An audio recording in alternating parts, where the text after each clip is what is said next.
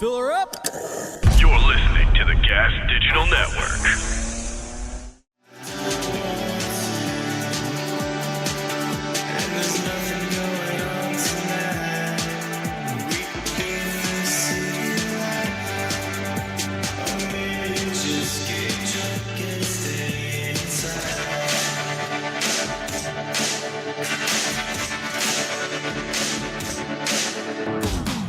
Good afternoon, Michael Malice here. Let that be your welcome for the next hour. We have with us my special guest and fellow cartoon, Tom Woods, host of the Tom Woods Show, author of many, many books, multiple New York Times bestseller.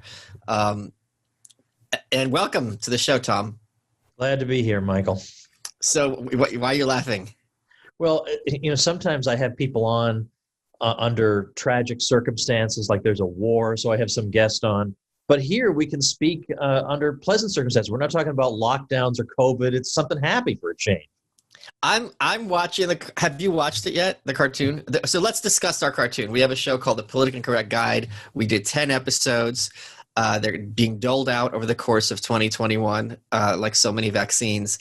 The first episode of The Politically Incorrect Guide to the Constitution just dropped earlier. Have you had a chance to watch it? Yes. What did you think of it? I haven't watched it yet. So I'm scared to watch it. Like, yeah, you know how, like, if you go back and like read a book you wrote, like you're scared because you remember all the mistakes, even though you edit them out over many iterations. Right. So I'm scared. So I just click through it and I'm still kind of ticked at the close. I'm like, I'm not going to lie. I'm really upset. You know what? It reminds me a little bit of a guest I had on whose name I better not give away, who was extremely nervous. Even though he is a brilliant guy, I needed to have the guy on because he's so smart, but just terrified of any form of public speaking, including just talking to me on the podcast. So there was a lot of ums and ahs and hesitations and long pauses.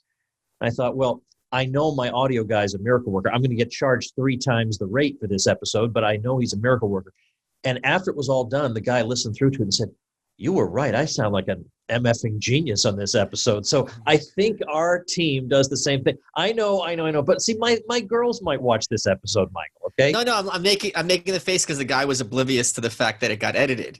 Yeah, but really well, right? Yeah. Okay, so I will watch it. I was very glad that my goal of it's funny. Like I was more focused on your wardrobe and getting you into a dress every episode than I was on mine. I want to talk to you about your experience writing the book and your experience as a historian. So you are a doctor. I'm a level above Jill Biden, let's say, in the doctor category. But by the way, if I can jump in on that stupid controversy, I understand why people are hesitant to call an EDD doctor because of how notoriously undemanding the degree process is. And I don't insist on doctor from people, although occasionally my kids will say, "Dad's a doctor," but of course they mean it in a kind of diminishing way, right? But the one thing I will say in defense of calling a PhD doctor, because people were saying, well, we should only call a medical doctor doctor. Here's the thing that the PhD has over the medical doctor. The PhD has to present some kind of original work, has to make some original contribution to the body of knowledge. The MD does not need to do that. Maybe an MD PhD does, but the MD doesn't. So if anything, we have it over the MD. Now, at the same time, if you're sick, obviously, and you come to me, that was a dumb decision. But that's the one thing I'll say in defense of our little clan over here. And that's interesting you say that, because Alan Locke, who was the kind of godfather of the Harlem Renaissance, I forget where he went to. It was this very famous moment because he was the first Black Rhodes Scholar, and he studied in Europe. It was a very famous school. Hold on a second. And yeah, he went to Oxford. And he failed his thesis, whatever it was. But because it was back then, like in the 1910s, he never told anyone. And for the rest of his life, he pretended that he was like the first graduate of Oxford. And later it came out, I think, after his death. Yeah, so it's interesting because back then the Atlantic was enough of a barrier that, people, as opposed to now, if he had it on his website, Oxford would be like, whoa, we failed you. And it was right. about the topic of values. Yeah, the biography of him came out like a year or two ago and won Book of the Year award. I read it. It was excruciatingly in depth. But I want to talk. So, what was your doctorate on? What did you contribute to? Well, mine was on a topic that would be. Let's just say this: most dissertations in history are of interest to almost nobody except extreme specialists. Mine is 10% more interesting than that, because there is a potential audience for it. I was interested because I'm interested in the progressive era. I always wondered, how come in my textbook I never came across any opponents of the progressive era? Everybody was just on board with everything. Could that really be? Like, wasn't there anybody who had a concern about John Dewey? Really nobody? And at the same time, that was right around the time they don't talk about Randolph Bourne?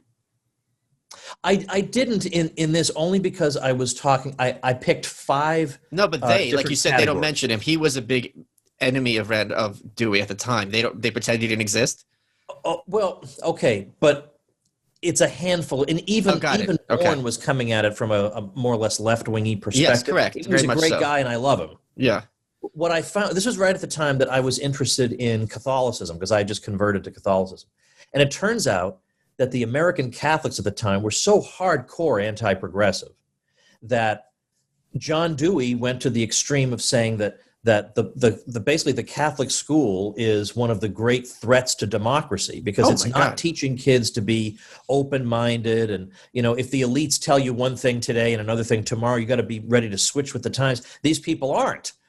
And what's more, there was a bit of a trend, not very well chronicled in the typical textbook, whereby a lot of progressive intellectuals were saying, look, everybody knows no serious person is religious anymore, but we all know that we need some kind of a code of ethics to live by. So we're going to have to come up with some kind of substitute. And in some of their periodicals, they were talking about, well, what should that look like? Well, it has to be non-dogmatic, and it has to have all these different qualifications, and every one of them disqualified Catholicism. So there were Catholics who were quite self-consciously aware that the intellectual life of their time was trying to elbow them out. So my dissertation became a book published by Columbia University Press called The Church Confronts Modernity. And I was talking about this tension. And when it came out, to my great amazement and satisfaction, it got a glowing review in the top journal in my field, the Journal of American History. As well as excellent reviews in pretty much all. I didn't get a bad review. I got all good reviews in the academic journals that are relevant to my field. So that's all on my website. I have a page for each one of my books. So that actually was an interesting topic, as it turns out. Wow. How did you go about? And that is politically incorrect. I mean, at the time, very much so. Yeah. How did you go about doing that research? Well, it was a combination of. And how long did it take you? I went to D.C. and I looked at some manuscript collections of some of the major people I was talking about. But how do you do? You just go there and you say, "Hey, I'm a kid at Columbia. I want to see these manuscripts," and here you go. Yeah, I wrote in advance to make sure I wouldn't waste my time going down there. But they let you do you could just walk in and you see these priceless. You just walk in, but you can't. Of course, you can't take anything, so they kind of keep an eye on you while you're sitting there. You're in a special room with their special collections, and typically there might be a copy machine, but you have to request copies. They don't let you take your crummy hand and put the paper on the thing. So I did, and I remember being warned by my dissertation advisor, Alan Brinkley. He was the son of David Brinkley, the newsman. He said, now, as the son of a prominent figure, I'll tell you something. When you look through people's private letters and stuff, just bear in mind that as a public figure, you get a lot of letters from crazy people.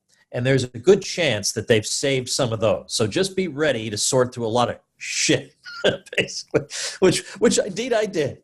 But then a lot of the time was spent, I could walk from Columbia down to Union Theological Seminary, where they had microfilm collections of all the periodicals I needed from 100 years ago. Oh, wow. And I would just sit there and pore over them and dig through them. And it got to the point I would come in every day and ask for this or that thing. And somebody at the desk finally asked me if I was a priest, because like, who else would be looking through these periodicals?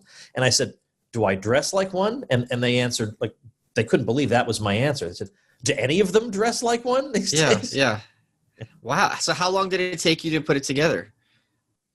I guess I started it in 97, and I guess it probably took me between a year and a half and 2 years. Oh, wow. It was a lot of project, work. But it became a book published by Columbia, which is the biggest academic feather in my cap I've had. What were some of the things that you learned while writing it, and how many of them are these arguments against progressivism would you say are germane today? Some of them are germane, but they tend to be germane mostly to a religious audience. Okay.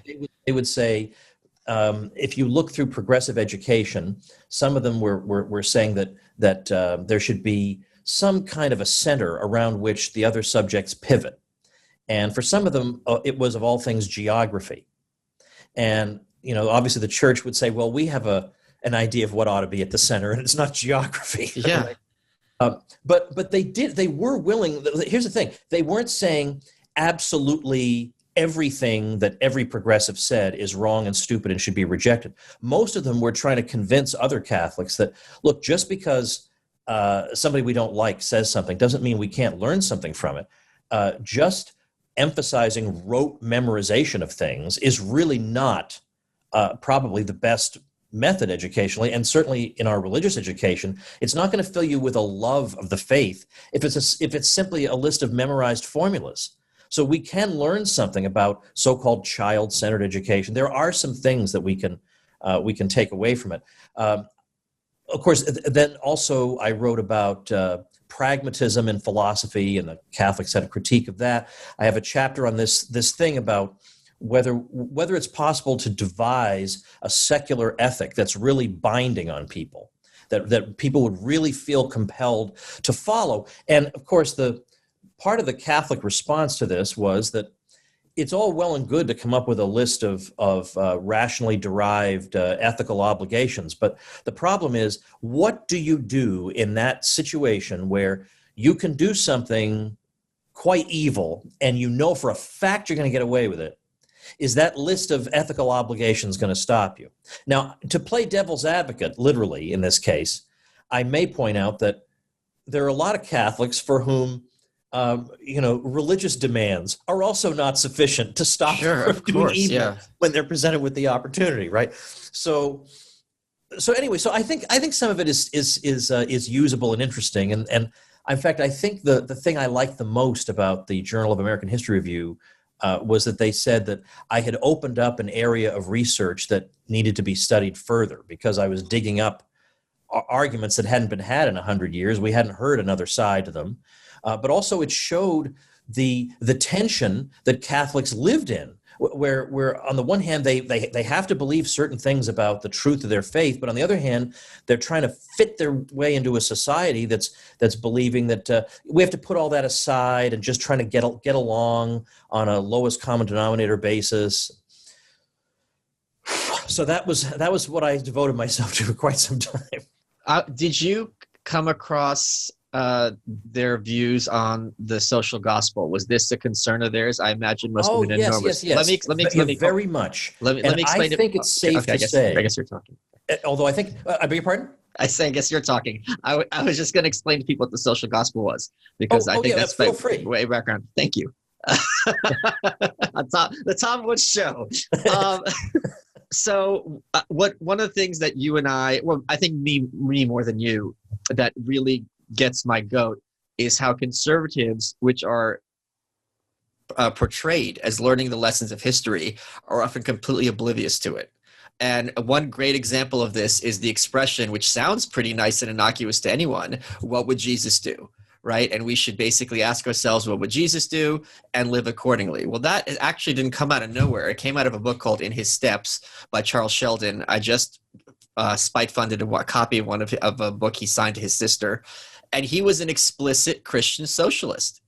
And it was part of this idea called the social gospel, which seems extremely heretical to me, where instead of a human being saved, you can save the soul of a nation. Well, if you're saving a person's soul, you have to look at how they are in the bedroom, how they are in the boardroom, how they treat their kids, how they treat their neighbors.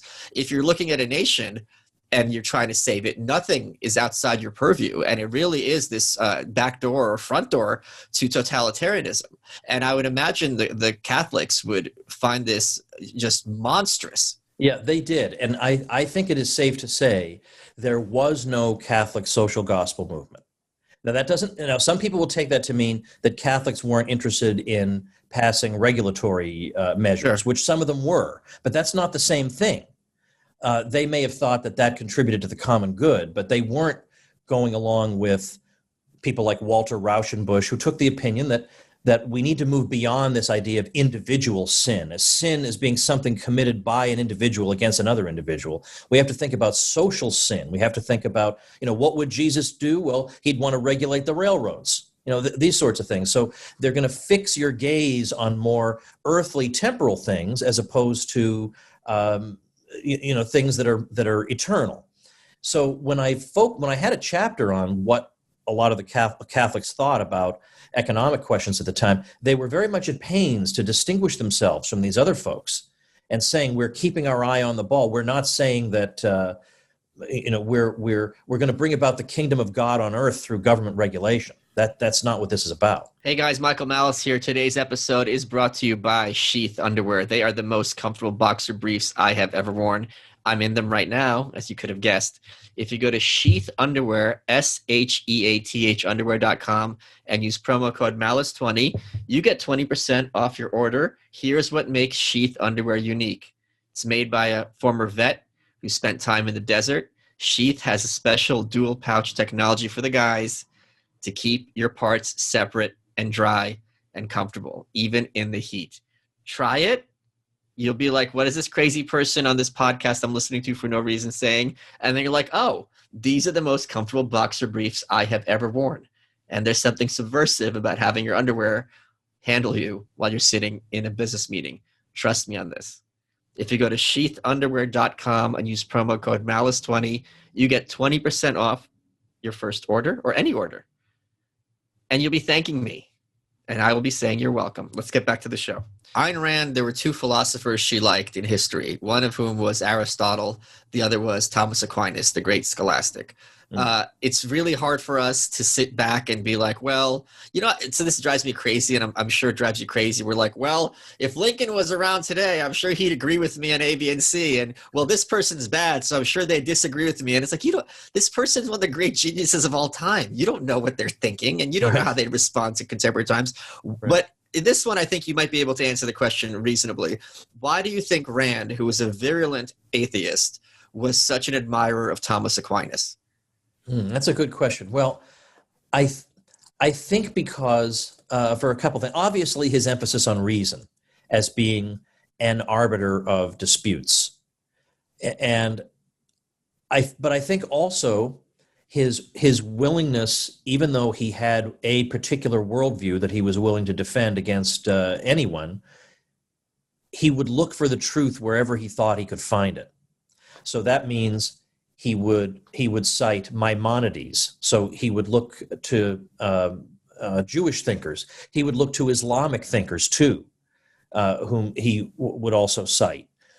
And of course, also not just the church fathers, but as you say, Aristotle primarily among the ancients.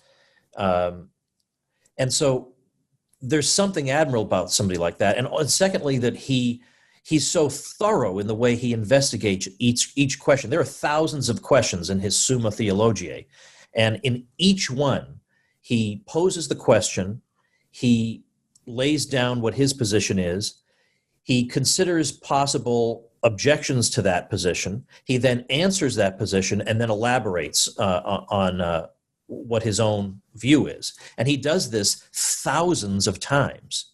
And he would sometimes come up with arguments for his opponents that they themselves hadn't thought of, that he thought were pretty strong, and then he would strike those down. Now, whether or not, whatever you feel about his first principles, and that's where he and Rand probably would have disagreed, there's something extremely admirable about somebody who takes that kind of attitude and persists in it for thousands of questions on end. That sounds like almost like a Catholic Talmud. Yeah, I suppose in a way it is, in the sense that it's examining. He examined both questions large and small, and how would this large principle apply in this particular case? Yeah, because I had to study a bit of that, and it's mind-numbing. Because, for example, during Passover, you're not allowed to have any bread in your house, right? So the Talmud is written as a dialogue between two rabbis, I think, for the most part. And it's in Aramaic, and you have to be a scholar to read it, and so on and so forth. So the question is like, all right, you can't have bread in your house. What if you clean your house, and it's certified free of bread, and you see a mouse grab a crust and run into the wall? Well, does it still count? Then it's like, okay, what if you see a white mouse run into the wall with a crust of bread, and then a black mouse run out of the house with a crust of bread? Does that still count? So it's really this mind-numbing, because there's, I forget how many rules there are under Judaism, but this is an application of like, you know, at what point does this still pass muster? And it's excruciatingly detailed. Right, okay. So maybe what Thomas is doing is not quite as, dare I say, hair-splitting as that. Yeah, it's very hair-splitting. But he would look at things like, here's a question of relevance to libertarians, for example. Should all vices be crimes? His answer was no. Or questions of whether human beings have free will, or, punishment theory. I mean, really, I wouldn't say almost any philosophical question you could think of, but pretty darn close. Let's talk about more the politically correct guide to the Constitution and your evolution regarding your perspective on the Constitution. So you were in some ways just a conservative, and then you realized, okay, this Constitution doesn't really work. I had a follower who had this tweet, and I wish I could remember their name because it was brilliant. And they said, the Constitution is basically a gun-free zone sign for conservatives. Where and it's just like, that is, you put it on the wall, and it's like, all right, we're going to stick by this. And the people are like, nah, we're not going to do that. But it's on the wall. And it's like, yeah, I don't care. I'm going to do what I want anyway. Yeah. Well, if everyone listened to this sign, then our system would work. Yeah, that's the problem. What happens when they don't listen? Well, we got to teach people to listen. Okay, good luck with that. Like, it's just, it's completely circular reasoning. Well, when they have no material interest in wanting to abide by it, why would they? It would limit their power and wealth, and why would they? So that is the response that I would get. I would say, well, I don't think the Constitution really seems to be working. And they would say, well, that's because people aren't abiding by it. And I would think, but this is almost a circular argument. They're not abiding. Okay, but all right. So your project is to what? Educate people who have, I mean, I don't know if Stalin was abiding by the Soviet Constitution or not, but that seems like a hopeless thing to ask him to try to do it. So I would say, but see, that's the problem. If it's that easily evaded, then what good is it? And of course, the famous quotation by Lysander Spooner, right, which is along the lines of, either this Constitution, as it has allowed the government that now exists, or has been powerless to prevent it. Either way, it's not really worth anything. And that's the key insight.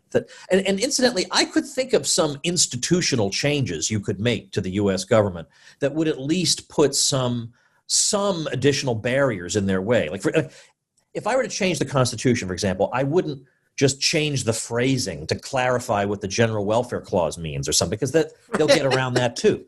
Because the Second Amendment says shall pass no law, and the First Amendment, they're like, well, it doesn't say anything about hate speech. It's like, what? You're making things out of nowhere. Right. Exactly. But if you were to say, if 10 states object to a federal law, it's repealed.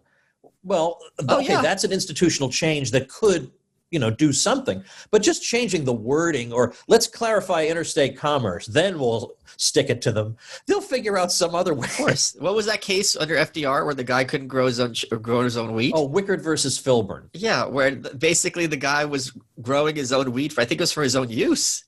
Yeah. And they're like, yeah, this is interstate commerce. He's like, I'm not selling it to anyone. They're like, well, it still affects the market. And then what is this supposed to restrict?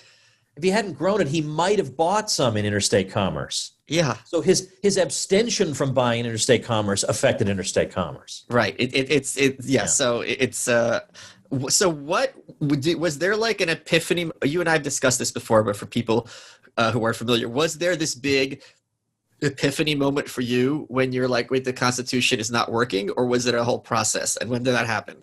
Well, it must have been, because I don't remember the exact moment, but I was certainly reading libertarian literature in the early 90s, and I read Lysander Spooner, and I think the way it hit me, even though I don't recall the exact moment, was more like, one thing I hate is feeling like I've been taken advantage of or I've been a sucker. Yeah.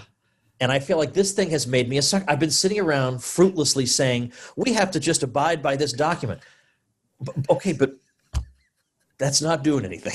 That's right. And then just listening to people tell me we've got to get back to our founding fathers. And I think, all right, I think there's a lot to admire in some of the founding fathers. But I think if we had at least a handful of them back today and they looked around, they would say, yeah, probably we needed to do a little bit more work on this thing. Maybe this thing that we've created is of a nature that it can't be tamed by any piece of paper, or it can't be tamed, period, because the people running it have no desire to tame it. And eventually you can corrupt the public to the point where they have no desire to tame it either. There's a meme with George Washington, and the caption says, "Me and my homies would be stacking bodies by now." Now, I don't know if that's accurate, but it's certainly a lot more impressive government than anything that they saw under King George by orders of magnitude. That's right. I want to talk more about your approach to humor. Was it weird? Because, as we've become closer friends, I think you've gotten a lot. You're not wearing a tie. The top button's unbuttoned. You basically become a degenerate there. Like, the top was out of control. How has your approach to humor changed, over the last few years? Because I don't know that you'd feel comfortable having done this show 5 years ago. Well, certainly, like on Twitter, most of the time I'm fairly sledgehammer. Yeah. But sometimes I get in a good one. Oh yeah, no, you're very funny on Twitter. Yeah. I wouldn't have done a few years ago, and partly I don't want to.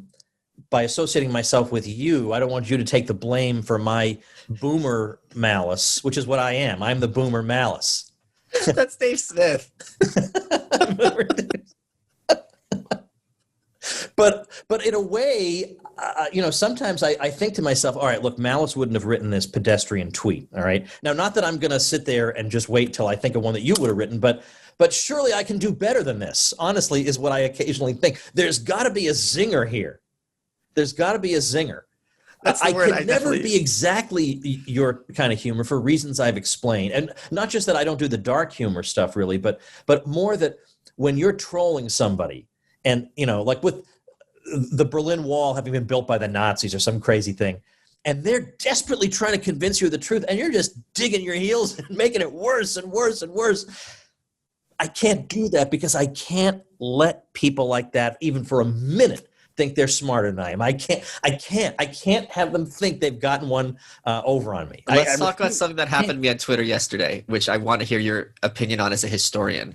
Okay. A bunch of these anarcho-communists started coming after me, and one of them was very upset because he's saying by me calling myself an anarchist, someone who likes Rothbard, although I sing the praise of Emma Goldman every 5 minutes as well. We discussed her on your show, that I'm perverting this, and others are saying that you're intentionally muddying the waters, and that any of these anarchists, if they were alive today, would spit in your face, even though Goldman was friends with Mencken. She was friends with Benjamin Tucker.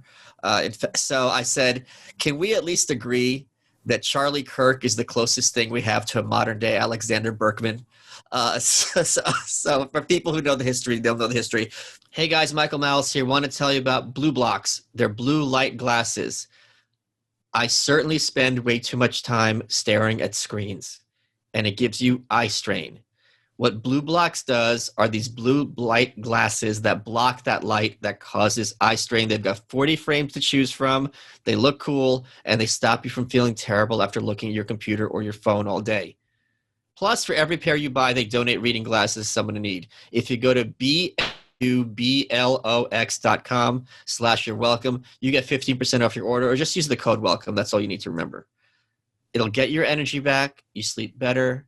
It makes you get headaches, and you feel like your energy is low. This is like people who don't put on their night vision thing. I'm a boomer. What's it called? Whatever it's called. You know what I'm talking about, on your screen at night. Night mode. Ugh, this is what happens when you don't wear enough blue light glasses. You start getting crazy. Let's get back to the show. What is your perspective on the question? So a lot of anarcho-capitalists, followers of Rothbard, followers of David Friedman, and in that vein, are oblivious to the concept that anarchism was originally a communist, far left idea, that when they talk about being anarchists, that they were using the term first, that Rothbard did not deny taking it from them. He had an essay where he explicitly said this would be one of the few cases where the right takes a term from the left. They took liberalism for the right. Capitalist was a Marxist phrase that, the right later adopted. What do you think on this whole question when a lot of these anarcho-capitalists start laughing at these old school anarchists and saying, you don't know what anarchism is? Yeah, okay. Well, that they shouldn't do because, as you say, as people who more or less originated the term, they do know a bit about it. And my friend Pete Quinones did a documentary, The Monopoly of Violence. And in that, in surveying the history of anarchism, he spends a great deal of time on the precise people you're talking about. He doesn't just, with a wave of his Rothbardian hand, pretend they don't exist, which I fear they would pretend we don't exist. Yes. But I thought he was very fair to them, and he even went out of his way to try to find things that he liked about what they had to say, because, from time to time, they do have actually a valuable insight. So it would be wrong to just dismiss them entirely. But in terms of their complaints about it, though, I never really got hung up on terminology because language does evolve over time. Sure. and usage evolves. And plus, I thought Rothbard was being a sport by using the term anarcho-capitalism. I think that's about as reasonable a meeting them halfway as you can ask for, because it distinguishes himself from them. Yeah, it's funny to me. I like getting people upset. The fact that it's just funny because they assume that anyone who likes Rothbard in any way is a fan of corporate America, which if you look at him versus Rand, in terms of he's practically Antifa. Compared to her view. She wrote an essay called, America's Persecuted Minority Big Business. Yeah. And he went on at length about, corporate government collusion. And he would say things that I'm sure they'd be enormously amenable to. Yeah, which is why, it is legitimate to wonder if it's true that, everybody involved in big business is just a radical laissez-faire person. How come their political contributions don't seem to reflect that? They're not donating to causes I support. So in a lot of cases, they want to have some influence or, there are all kinds of. Rothbard had built one of his, seems like 20 intellectual careers on this particular topic. He did a collection of essays with Ronald Radosh before Radosh became a neocon.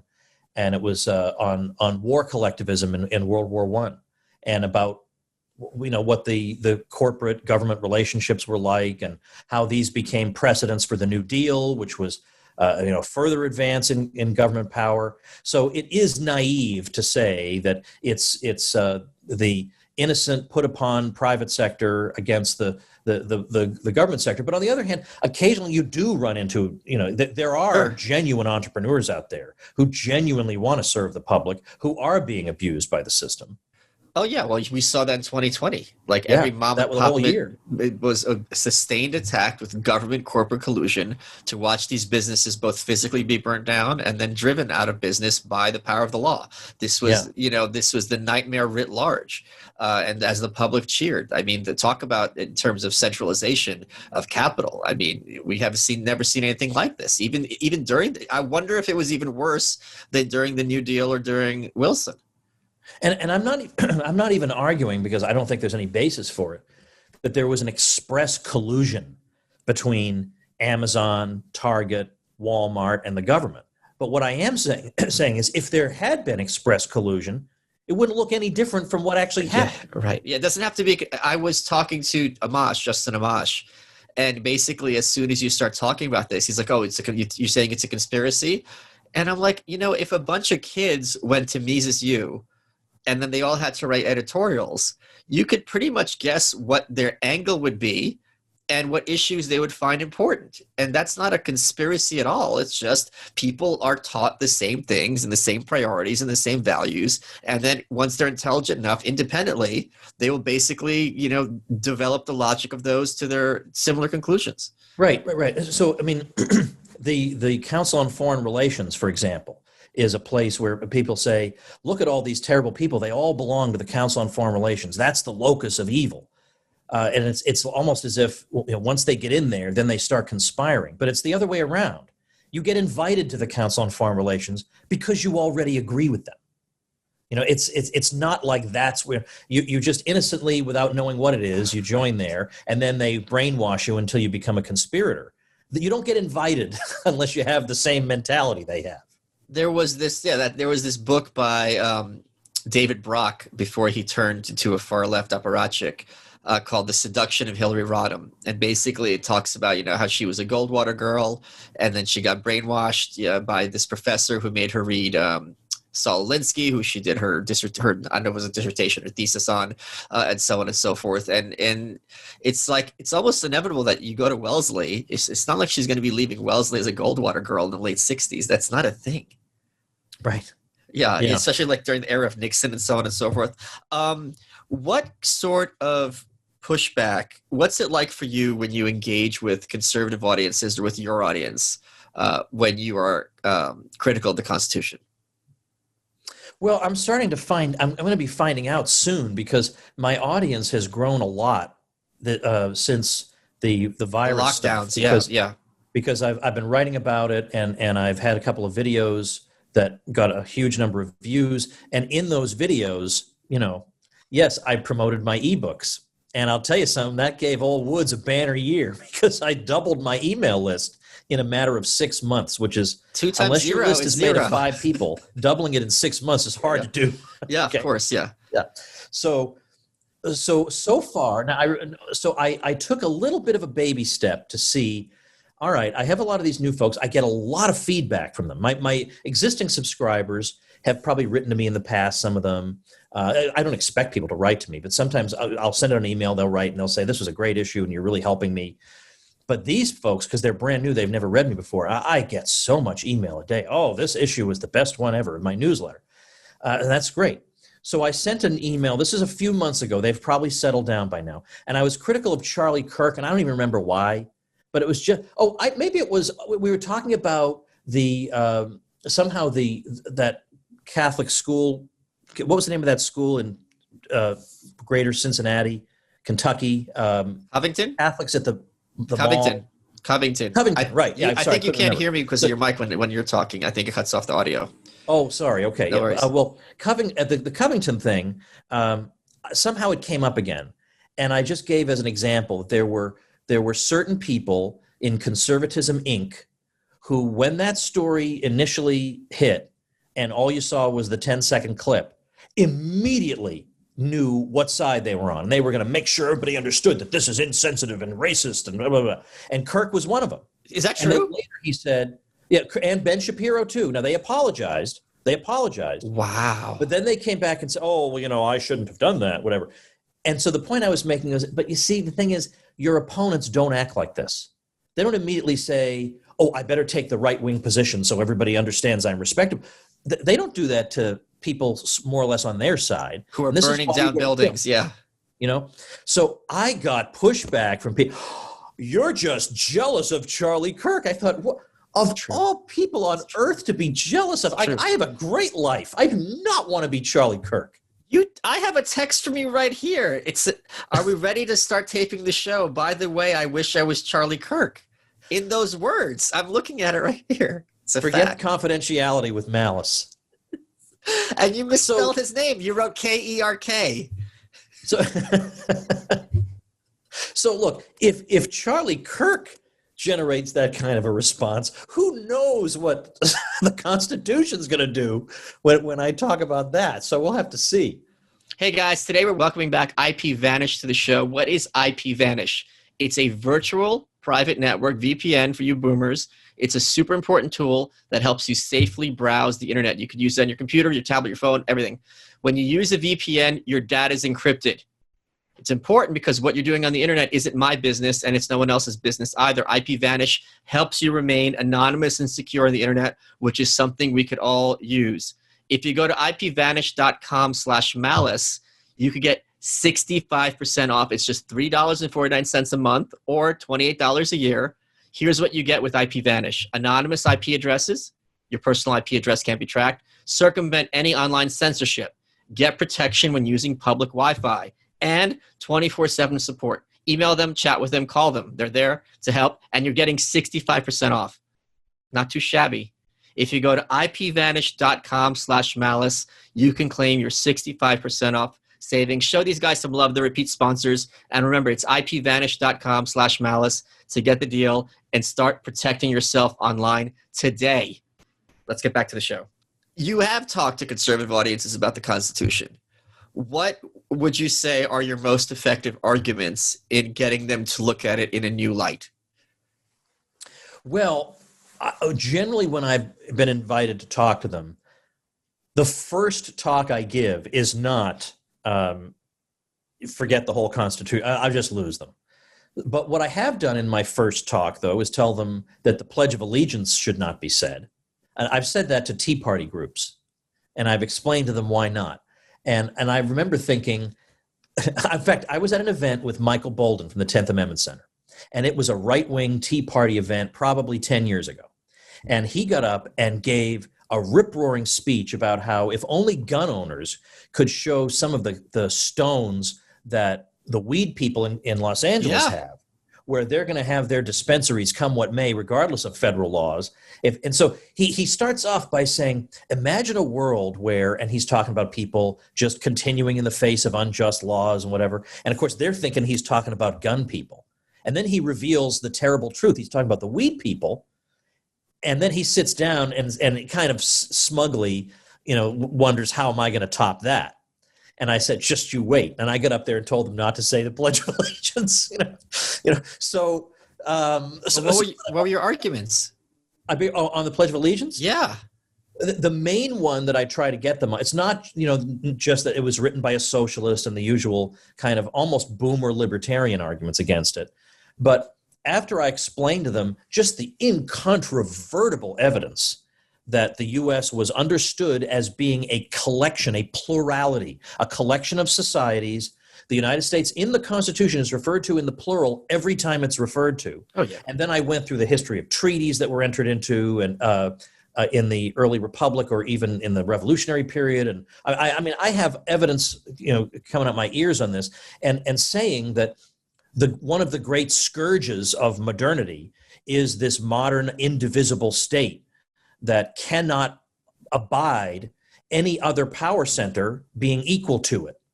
And I talked about how that led to totalitarianism and saying the United States is different from that. So if you're pledging to one nation under God, indivisible, you're pledging to that awful thing that we, remember exceptional America, we're supposed to be different from all these places. Well, the way we're different is not being one nation indivisible. And so by the end, they're going, yeah, this is some kind of French conspiracy that's been pulled over my eyes. That's if amazing. I can get them to think they've accidentally been doing something French, I've already won half the battle. Or lost, and they've lost half the battle. I surrendered half the battle. I wanted to get your take on something that blew up in the last couple of weeks, and I know that you have particular insight on this, but it's something that really, really, really bothered me. Because sometimes they have these gotcha moments among conservatism, and it just drives me absolutely crazy. Yeah. Harold Ford, who was a former, I think, Senate candidate or senator from Tennessee, he was staying at an Airbnb, although that wasn't clear. And over the mantle was an Andy Warhol painting of Mao. Yeah. And all of Twitter went nuts. Oh, they're not even hiding it anymore. This is a painting of Chairman Mao. And I'm just sitting there and I'm just saying, this is a Warhol painting. Well, that doesn't change anything. Would you have a Warhol painting of Hitler in your house? Blah, blah, blah. Meanwhile, I'm the guy selling North Korean dictator shirts at podcastmerch.com. So it really got to me. I wanted to hear if you had any thoughts, if you saw this happening. Well, yeah. I mean, at first I didn't know what was going on either. But then it turns out, it's not even his property and all that. I mean, I'm probably not going to take pictures off the wall if I'm staying on somebody's property and all that. But what you'll sometimes get when you point stuff like this out is, well, these days it's hard to tell what's real and what isn't. I see the most insane posts shared that are so obviously fake. Like that guy, Klaus Schwab, who is associated with the term the Great Reset. There was a fake tweet from him in which he was talking about, the coming food shortages and how we're going to ration things. And he would never in a million years say something like that. It would be unbelievably doltish to say that. And I had people in my Facebook, solemnly repeating this, oh, gee, they're being blunt with us. And then I would gently say, this is clearly fake. And they'll say, well, you can't tell these days. Well, you can't tell. I knew this was fake. None of them would ever have any reason to say something like that. They're not that sledgehammer, first of all, just right off the bat. I like that you're more of an ass to your supporters than I am. That takes some work. Well, no, these are just Facebook friends, right? If they pay me money, I try to be more delicate with them. That's one of the benefits they get by donating. Now, that's the difference between you and me. Somebody will throw money at you in Super Chat, and you'll abuse them instead of answering their question. Well, that's what they're paying for. They're not paying for the question. They're paying for the abuse. In fact, I remember somebody at my 1000th episode event where you were there and you had some books to sign, and he was hoping you'd insult him when you signed the book. And I remember very distinctly because his brother was there, and his brother was something like Lenny from Of Mice and Men, and there was something sincerely wrong with that. It's I was just writing about in my forthcoming book about Ceausescu, and for those who don't know, he was dictator of Romania. And it's only in Romania that this guy could be a leader, because if you look at him, this is how I describe in the book. He's always walking around with his lower lip stuck out just a little too much. And like I put in the book, it's like one of those guys you see at the airport where you just know that they were born fucked up. Yeah. And it's like it's the people who are running these countries weren't like these kind of strong, brilliant they were really like, this guy would be baffled running a post office, and somehow he's running a country. People don't appreciate that. I always felt like he looked slightly like Dracula, that guy. Oh, yeah, a little bit. And so I would show, I used to, as my kids were growing up, I wanted them to see, I would show them YouTube clips of the Berlin Wall coming down, a quick documentary, the Berlin Wall, people, obviously dying, trying to cross it, and they couldn't believe what they were seeing. But then showing them, it's not all bad news. Then showing them these regimes collapsing. But of course, in Romania, it wasn't so peaceful. Yeah. And so I showed them just this hateful, awful guy. And I remember he's giving an address, and the crowd is not taking it the way they're supposed to. There's obvious unrest. And that was, I'm pretty sure, the last time he was seen in public before he was executed. Yeah, yeah. And my kids are like cheering, like, get this bastard. Yeah, I talk. This is a big part of the forthcoming book. That moment where the crowd's booing, which had never happened in decades, and he kind of looks to the side, and it's like he doesn't know how to reconcile this. It's as if he saw people just start flying. It's like, what do you mean they're booing? And it's really funny. The rest of that video, he starts getting them to stop, but he's just like doing kind of like this with his hands, and it's such like this complete dolt. And he's like, and it's just like his people are telling him they're saying boo earns. Whatever the Romanian equivalent is. Whatever, right. Yeah. So what did you, I mean, we recorded this episode so long ago. What about it did you kind of, do you think we did a good job with it? What did you like about it? Well, yeah, I think we did do a good job, especially because as I mentioned on my show, I don't think people realize, and I myself among them, that when you have a piece of content of this length, it takes many multiples of that length of time to get the thing right. And to first of all, decide on the Constitution. You could talk about any number of topics. So these are roughly 15-minute episodes. So we try to do approximately three roughly 5-minute segments. And you got to pile a lot in there, which is exactly what we did. Like, for example, there's no guarantee that in a thing on the Constitution, you're going to talk about the Electoral College. You don't have to, but of course, obviously that's pretty timely, and we want to get the kind of like a good perspective on that out there. So I was really pleased, frankly, with the content itself, the things we chose to cover, because it really is, obviously the very topic of the Constitution, as we've been indicating, is potentially very boomer, that BoomerCon. And that is if Michael Malice is in a BoomerCon thing, he's going to be unhappy. And so that is not what we did. We gave them food for thought in this thing. And it's just I know you've been portrayed in cartoon form before because of the book, because of Ego and Hubris, but not animated. Right. And so seeing this image and hearing my voice come out of it is still weird to me. I'm not quite getting over that. I just realized why I was so nervous to watch it, because it takes me back to when I first started doing television. And this is advice for everyone listening, whoever does public speaking or anything like that, or media. I was so scared to watch myself back because every every pause, every lack of eye contact, it would be like a knife in the heart. It would just kill me. Yeah. And it was excruciating to watch. And I look fat, or I like this, I like that, I look stupid.